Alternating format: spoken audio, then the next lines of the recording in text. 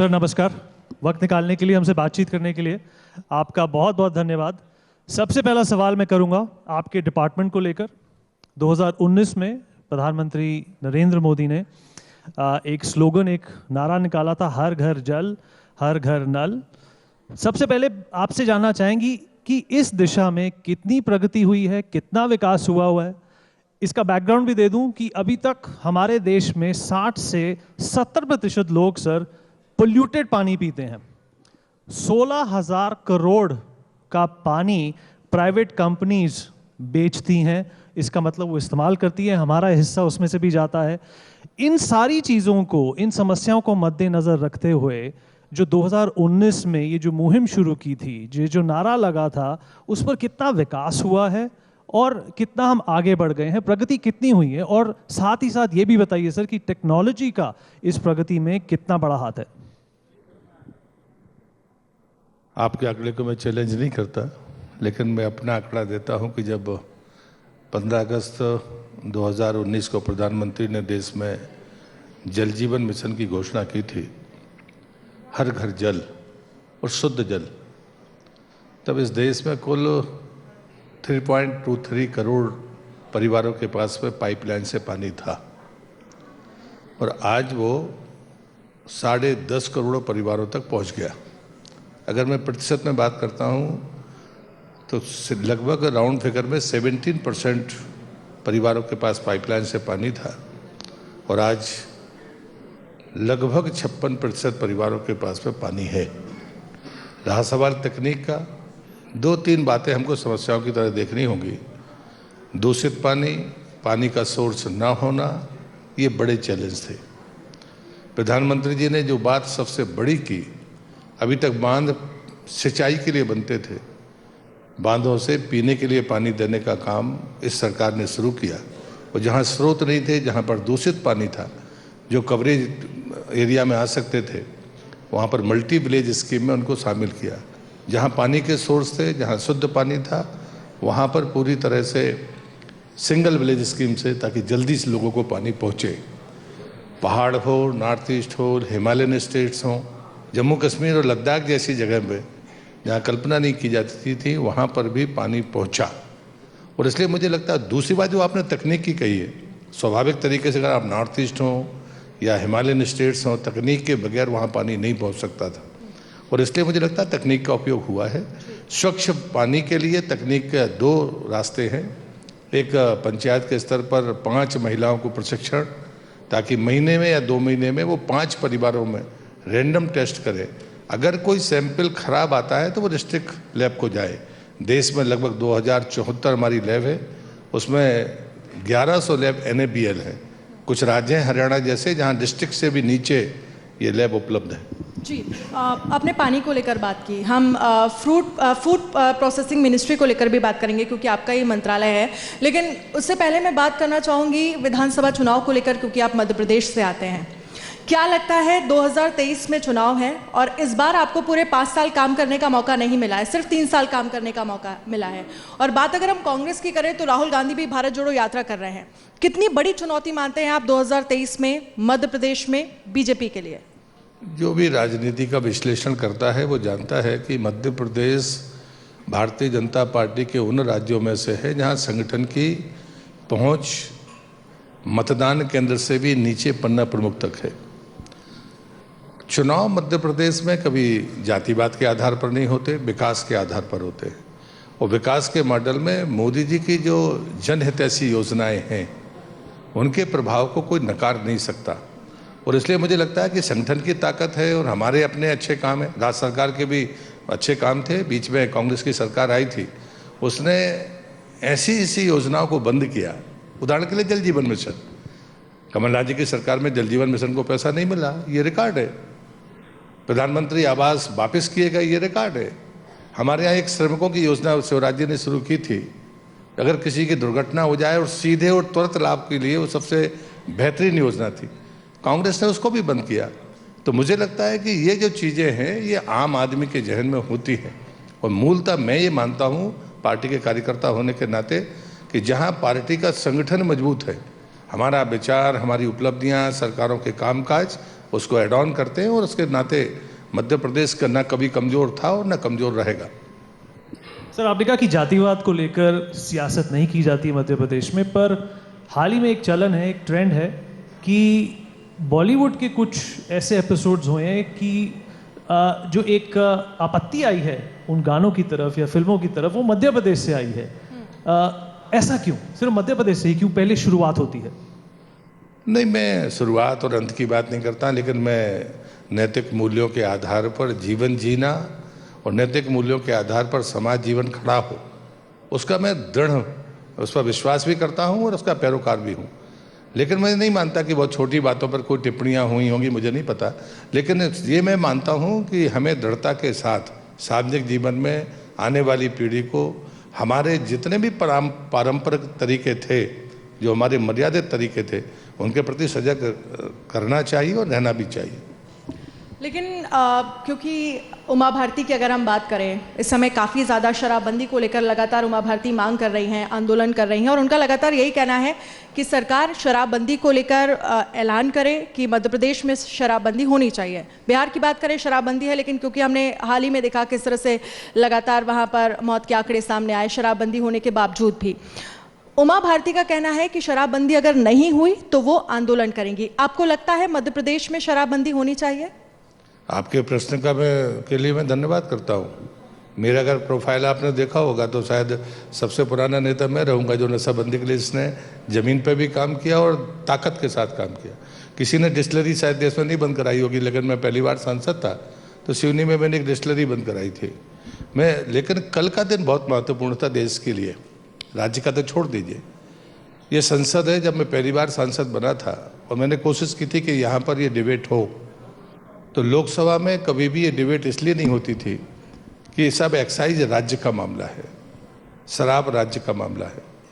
मैं लोकसभा अध्यक्ष जी को और देश के गृह मंत्री अमित भाई को हृदय से धन्यवाद देता हूँ। कल ही 2 दिन तक कल वो बहस समाप्त हुई और उन्होंने जवाब दिया। मैं मानता हूँ सभी को, चाहे वो अखबार वाले लोग हों, चाहे चैनल वाले लोग हों, जो भी लोग हों जो मानते हैं कि नशा आने वाली पीढ़ी को बर्बाद करने वाला है, नस्ल को ख़राब करने वाला है, उसको कल की डिबेट सुननी चाहिए और पढ़नी भी चाहिए। मैं मानता हूं कि भारत सरकार ने इतना अनुकरणीय कदम उठाया, नशा मुक्त भारत बनाने की बात प्रधानमंत्री ने संकल्प के तौर पे की है, पर हाँ, हमें तय करना होगा कि उसके क्रम कैसे होंगे। कल जो गृह मंत्री ने जवाब दिया है, मैं उससे संतुष्ट हूँ और मानता हूँ कि भारत सरकार ने इसको राज्य का विषय न मानकर देश की चुनौती माना है और दुनिया के आतंकवाद से जो चैलेंज हमको मिल रहा है उसका समाधान भी भारत सरकार खोज रही है। इसलिए टुकड़ों में बात नहीं होनी चाहिए। देश सभी पूरे राज्यों में इस अभियान के प्रति भारत सरकार सजग है और दृढ़ संकल्पित है। सर, फूड प्रोसेसिंग भी आपके अंडर आता है। फूड प्रोसेसिंग को लेकर भी देश में और कई राज्यों में चुनौतियां हैं, लैब्स को लेकर चुनौतियां हैं, जो एंटरप्रेन्योर्स हैं उनको क्रेडिट नहीं मिलता है, उसको लेकर चुनौतियां हैं। उसके बारे में आपकी क्या राय है? बहुत धन्यवाद आपका। 2 चैलेंज है फूड प्रोसेसिंग इंडस्ट्री के भीतर, एक है मार्केटिंग का और एक है क्वालिटी का। और प्रधानमंत्री जी का जो विज़न था, उस विज़न में 3 बातें बड़ी आइडेंटिफाई थी और उसके कारण PLI स्कीम भी आई है कि हम भारत की कोई कंपनी को ऐसा नहीं देख पाते दुनिया के पटल पर कि भारत की कंपनी दुनिया में खाद्य प्रसंस्करण के क्षेत्र में अपना नाम रखे हुए है। और उसके चैलेंजेस बड़े साफ थे कि हमारे पास में क्वालिटी की प्रॉब्लम थी, सर्टिफिकेशन की, और दूसरा मार्केटिंग की। PLI स्कीम ने उसका वाजिब हिस्सा दिया भी है। पूरी दुनिया में भारतीय खान पान पसंद किया जाता है, लेकिन एक भी भारतीय कंपनी ऐसी नहीं है जिसका दुनिया में नाम हो। ये प्रधानमंत्री का मानना था।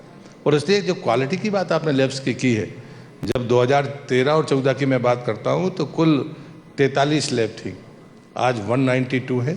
हमारी मैपिंग है कि कोई भी, चाहे हमारा ग्रोथ सेंटर हो, चाहे हमारा मेगा फूड पार्क हो, हमारा APC हो, उसको 3 घंटे से ज़्यादा दूर सैंपल ना ले जाना पड़े, उसकी मैपिंग है। और हमने अभी तक वो संख्या 192 पहुँचाई है। और मैं विश्वास करता हूँ कि जिस संकल्प को भारत सरकार ने लिया है, अगले वर्ष तक वो पूरा भी होगा। क्योंकि आपके मिनिस्ट्री को लेकर हम बात कर रहे हैं, मध्य प्रदेश में चुनाव को लेकर हम बात कर रहे हैं। मध्य प्रदेश में बीजेपी है मैदान में, कांग्रेस है मैदान में, आपको किसी तीसरी पार्टी की संभावना नजर आ रही है? अरविंद केजरीवाल को लेकर कोई संभावना आपको नजर आ रही है? मुझे लगता है अभी तक जो राजनीतिक परिदृश्य है, मध्य प्रदेश ऐसा राज्य है जहां पर अभी दो ही पार्टियां हैं, कांग्रेस और भारतीय जनता पार्टी। ठीक है, आपने कहा अरविंद केजरीवाल को लेकर आपको संभावना नजर ना रही। एक हाल में एक खबर सामने आई थी जिसमें ये कहा जा रहा था कि मदरसों में हिंदू बच्चे पढ़ रहे हैं। विदिशा से भी एक खबर सामने आई थी जहां पर एक सरकारी स्कूल के अंदर एक प्रिंसिपल ने मजार बनवा दी।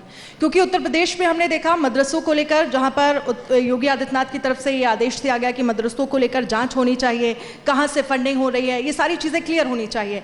आपको नहीं लगता कि मध्य प्रदेश में इस तरह से मदरसों को लेकर किसी तरह की कोई जाँच होना ज़रूरी है या होनी चाहिए? नहीं, मुझे लगता है कि शासन और प्रशासन को इस मामले में सतर्क और सावधान रहना चाहिए, इतना ही मैं कहूँगा। और मैं नहीं मानता कि अगर प्रशासन और शासन सावधान है तो ऐसी कंट्रोवर्सीज हो सकती है।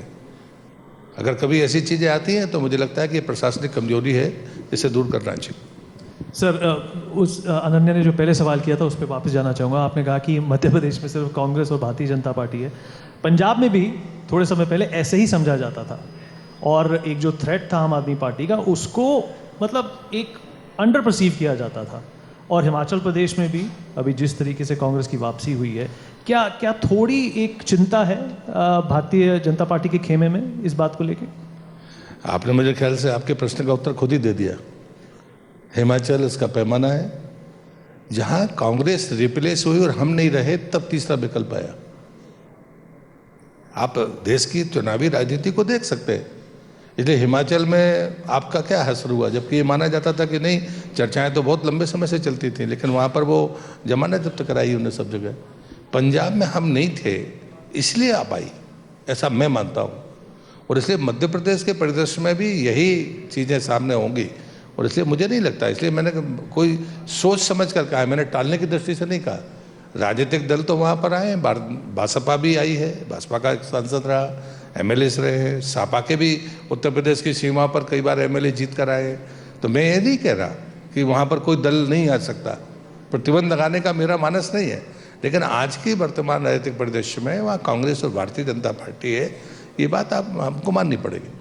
ठीक है, तो आप अरविंद केजरीवाल को नकार रहे हैं, क्योंकि हालांकि हमने देखा पंजाब में नहीं, मैं नहीं नकार रहा हूँ। हिमाचल का आपने उदाहरण दिया है, जो आंकड़े बताते हैं कि क्या है गुजरात। ठीक है, लेकिन मध्य प्रदेश की अगर हम बात करें, हाल में एक और वजह है जिससे ज़्यादा सुर्खियों में है, वो है बाबाओं की धूम।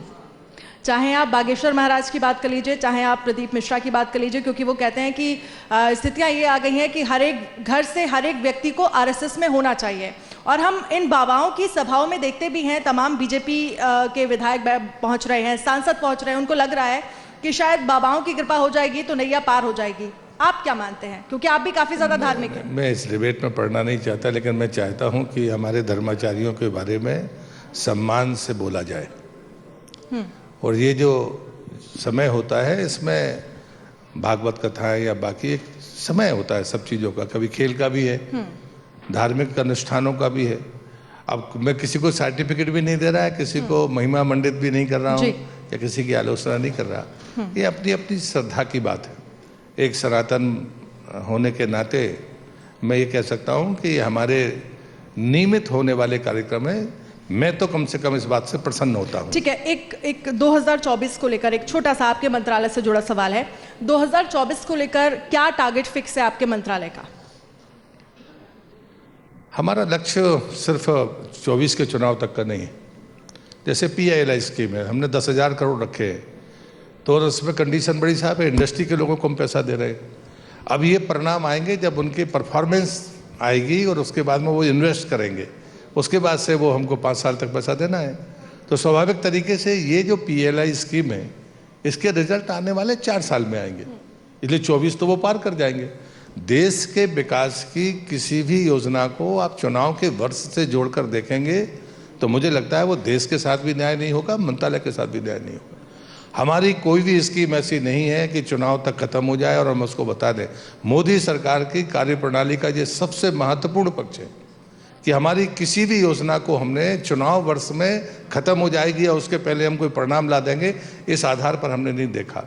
हम 2 लाख यूनिट्स को फिर 10,000 करोड़ दे रहे हैं, वो भी 5 साल में देना है। अब आज से रजिस्ट्रेशन शुरू हुए, दूसरा वर्ष है, 5 वर्ष तक हमको 2 लाख यूनिट्स को तकनीकी तौर पर और वित्तीय तौर पर हमें उनको मदद करनी है।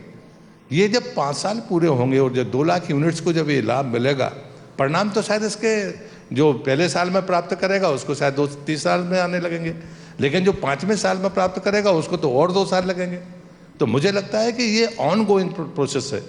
देश की इकोनॉमी को जो इसकी बड़ी हिस्सेदारी है, फूड प्रोसेसिंग का क्षेत्र हमारे निर्यात में, और विशेषकर जब अभी मिलेट्स ईयर घोषित हुआ है, वो भी प्रधानमंत्री जी के प्रस्ताव पर हुआ है। हमारे पास में एक दुनिया का बाजार हमारा इंतजार कर रहा है। हम दुनिया में जितना मिलेट्स होता है उसका 40% भारत पैदा करता है। अगर हमने उसको प्रोसेस करके उन्हीं के पैरामीटर्स पर पहुंचाया तो शायद दुनिया के बाजार में हम सबसे बड़े अगुआ देश के तौर पर आएंगे। तो मुझे लगता है हमारी तैयारी इस लाइन पर है। सर, आखिरी सवाल, वक्त खत्म हो चुका है, आप चाहे तो इस सवाल का जवाब संक्षेप में दे सकते हैं। सदन में जो आजकल तू मैं हो रही है, उस पर आपकी क्या प्रतिक्रिया है? जिस तरीके से बहस चल रही है विपक्ष में और केंद्र सरकार में, और कोई काम नहीं हो रहा, बिल्स नहीं पास हो रहे, ये टैक्स पेयर मनी का एक नुकसान ही है। बिल तो पास हो रहे हैं, लेकिन मैं अटल जी के समय से सदन में हूँ। 33 साल पहले संसद में आया था, तब मैं नौजवान था, 28.5 साल का था, लेकिन आज तक मैं बैल में नहीं गया, तू में भी नहीं पड़ा। मुझे लगता है कि संसद संवाद के लिए है, देश के मुद्दों पर चर्चा करने के लिए है। ये गलती कोई भी करेगा, देश की जनता के कटघरे में वो खड़ा होगा, ये बात आप मानकर चलिए। सर, आपने हमारे सारे सवालों के सटीक जवाब दिए। A big round of applause please. Thank you sir. बहुत बहुत शुक्रिया। For more such videos, subscribe to the NewsX YouTube channel, hit the bell icon.